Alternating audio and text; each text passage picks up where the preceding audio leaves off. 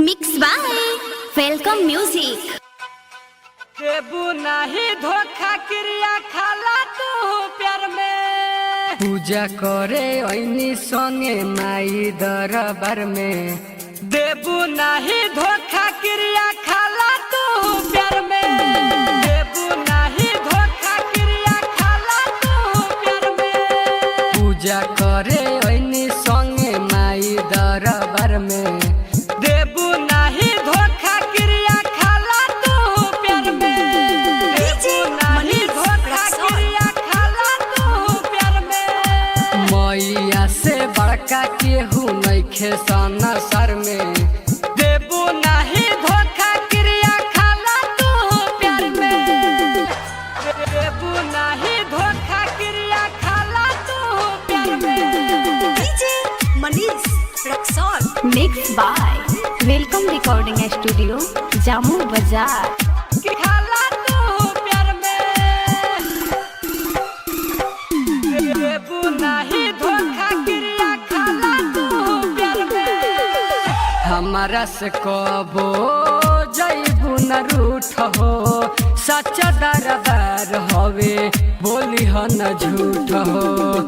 हमारा से कबो जइबू न रूठ हो।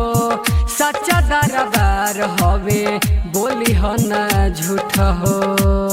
गुन गावे संसार आवे राजा या भिखार। गुन गावे संसार आवे राजा या भिखार। प्यार के धागा बांधनी में के डर में। देबू नाही धोखा क्रिया खाला तू प्यार में। मैया से बड़का नाही केहू संसार में। देबू नाही धोखा क्रिया खाला तू प्यार में। देबू नाही धोखा क्रिया खाला तू प्यार में। DJ Manish Raxaul. Mix by welcome recording studio Jamu बाजार। कि खाला तू प्यार में। देबू नाही धोखा क्रिया खाला तू प्यार में। सातो जन्म ले साथ हमर दीह। माई से अरजी तू त करलीह। सातो जन्म ले साथ हमर दीह।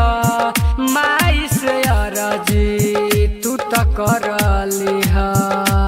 कहे अजित प्रेमी आज हवे नमी। कहे अजित प्रेमी आज हवे नमी। कहे यादो टुन टुन दिल टूटता संसार में। देबू नाही धोखा क्रिया खाला तू प्यार में।